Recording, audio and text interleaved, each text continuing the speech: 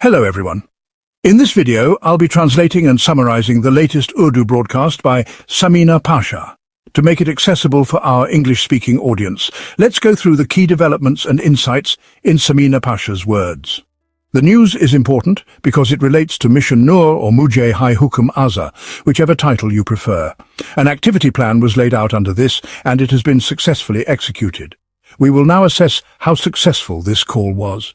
Alongside this, an important petition has been filed in the Islamabad High Court, which has been expected for a few days.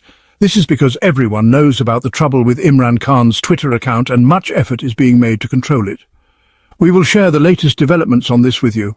After that, we will also discuss an irresponsible statement made by Khawaja Asif. I request you to subscribe to the channel if you haven't done so already, so let's start. The idea came from Ahmed Ali, an overseas Pakistani based in Canada. He proposed a few days ago that an activity should be launched through social media under the name Mission Noor, with the goal of reaching out to the people. The basic concept was that ordinary Pakistanis should come together, pray, and plead before Allah, asking for help. The idea was that after trying everything we could through our efforts and actions in the world, if we feel lost and cannot find a way out of this difficult time, we should seek a way out from Allah. This was not only about making a plea, but also about creating a network that allows people to communicate with each other via social media, a network for ordinary people to connect with each other. If any PTI leadership wanted to join, they could. If not, there was no issue. The social media activists had already been calling for action for a long time, repeatedly asking the leadership to come up with a plan. However, no action came from the leadership. Although there were some protests, they were organized by Imran Khan himself from jail. Otherwise, the leadership did not plan anything or come up with any strategy. As a result, some social media activists, especially those overseas, began this movement. At first it seemed like an unserious initiative, but slowly it gained momentum. They used every social media platform to spread the message: TikTok, Facebook, Instagram, Twitter. Each platform was utilized to make sure the message reached people. The goal was to show that if people unite and decide to take action together, they can create a movement.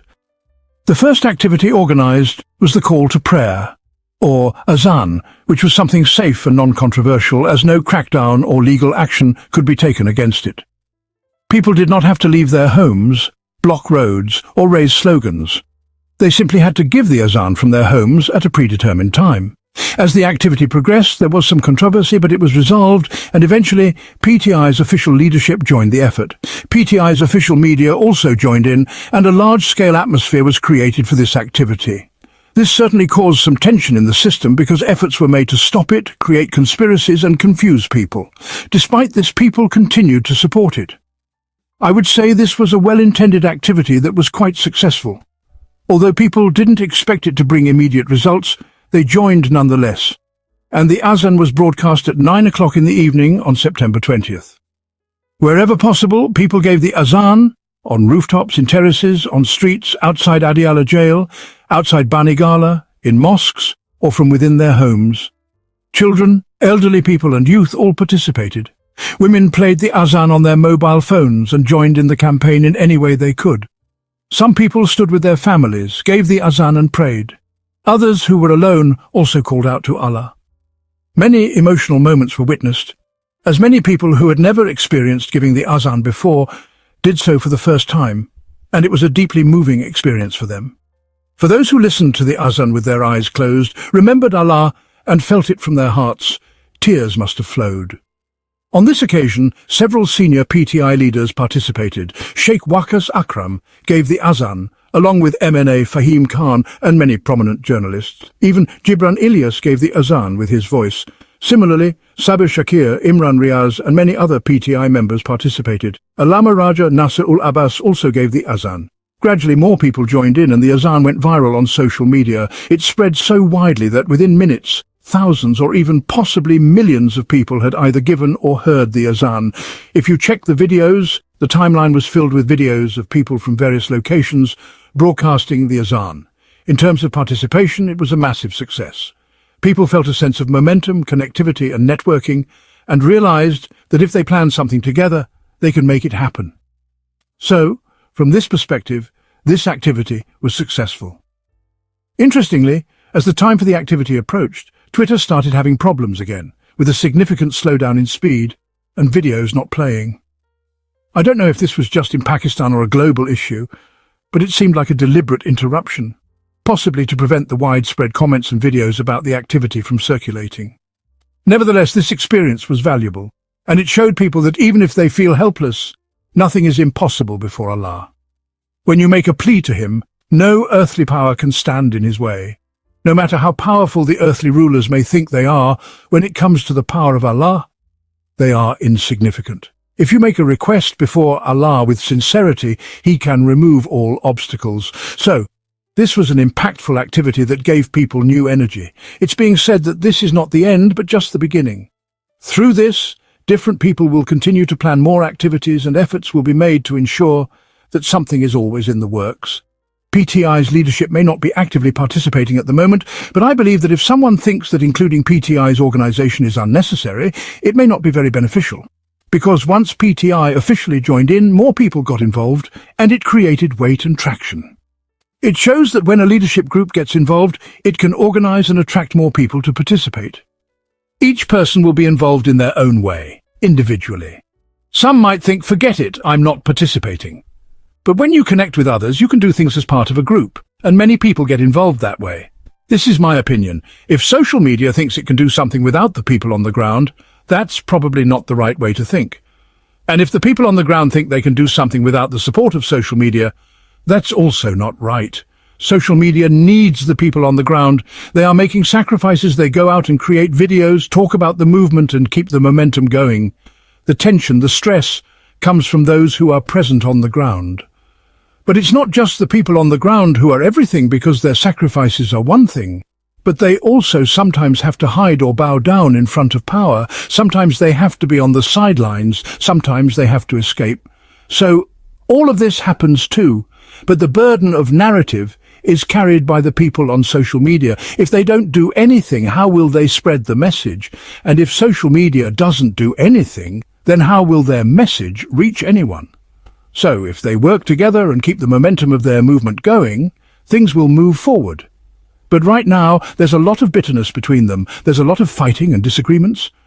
Anyway, this activity is limited to this stage. What will happen next will have to be seen. Now, the next focus, I think, is on the rally scheduled for September 27, which Imran Khan has called in Peshawar. He wants to hold a massive gathering in Peshawar. Ali Amin Gandapur has even challenged them to gather 1 crore people. He said, "You criticize me a lot, but I will host everyone. Now bring 1 crore people, the ones who criticize me." So this is a big challenge he has thrown. Let's see how big the Peshawar rally will be. He has also announced the time, which is set for around 4 o'clock in the evening near the Ring Road. All the focus, I believe, will now shift towards PTI leadership and its social media from here onwards. In the meantime, there has been an important petition filed in the Islamabad High Court today, requesting the banning of Imran Khan's X account. This petition has been filed by an ordinary citizen, Ghulam Murtaza, led by the lawyer of PMLN, Zafarullah. The petition states that Imran Khan's X account posts content that is highly provocative, irresponsible and filled with hate, and it should not be allowed under any circumstances. Therefore, orders should be issued to block it. Ghulam Murtaza is a patriotic citizen who believes that Imran Khan's X account posts inflammatory content. The Islamabad High Court has taken no objection to this petition. They have accepted it, assigned a diary number, and I believe it may be fixed for hearing either on Monday or Tuesday this week, because petitions against Imran Khan, in cases where the verdict goes against him, are always fast-tracked. Petitions in his favour or related to relief for him tend to stay pending for months, sometimes even years, without a decision. The policy, they say, is that the earliest petition gets addressed first, but you won't see this policy here. This case will certainly be heard by Justice Sarfraz Dogar in Islamabad High Court, and I believe he will give the desired verdict. But I don't understand why they had to go to Islamabad High Court to block his X account. You can simply write to the X administration, as you would in any case of objection against an account, and ask them to block it. Like India did with many Pakistani accounts when the war broke out with India. If you have an issue with an account, you write to the X administration, not the Islamabad High Court. Islamabad High Court does not control X, nor is X under PTA's jurisdiction. It's not as easy as blocking a major account just because of the court's decision. But if they do manage to get a ruling and then use it to write to the ex-administration, citing the court's decision, it may add some weight to the request. Even if ex-administration does take action, it may only be limited to blocking the account within Pakistan. A court ruling from Pakistan would not be applicable everywhere, so they may have some success in limiting it within Pakistan, though that's still uncertain. But if this happens, will it stop Imran Khan's message from getting through? Were leaders' messages ever stopped when they didn't have Twitter accounts? That's simply not possible in today's world. If Imran Khan's message doesn't come from his ex account, it will come from Alima Khan's account. If not, it will come from PTI's official account. If not, it will come from Facebook. If none of that happens, it will come through people who are close to him. And if not, AI-generated videos will take over. So, what do they think? That the X account under Imran Khan's name is the only place his messages are posted? You know that there are countless accounts on X created solely to support Imran Khan. Even if his official account doesn't post, those accounts will keep posting and go viral just like before. AI-generated content will spread the message too. What will they do then? These are childish actions that show how scared they are. First, they investigated Imran Khan. Then they tried to intimidate people by arresting them on suspicion, pressuring even members of their own party to control him in Pakistan. When those attempts failed, now they have moved to the technical side, trying to stop his voice.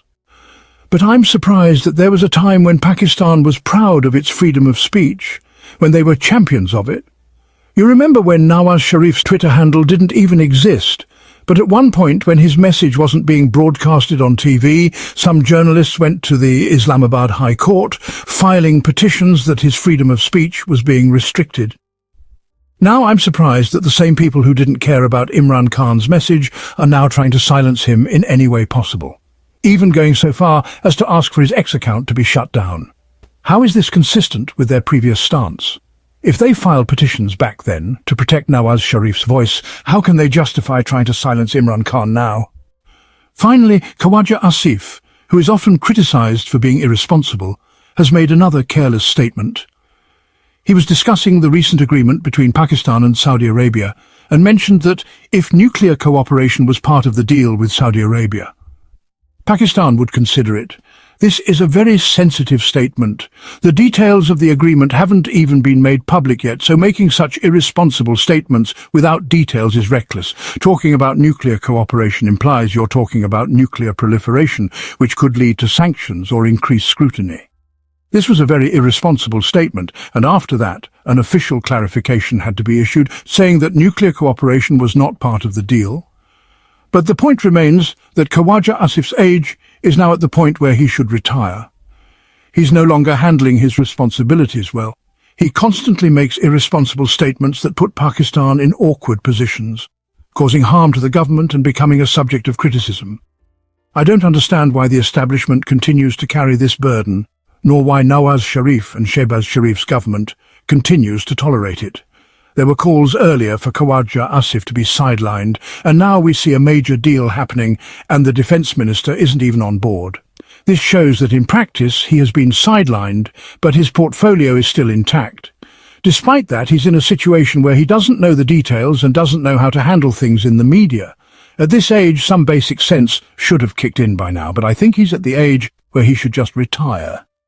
That wraps up our translation of Samina Pasha's video. I hope this English version helped you understand her message better.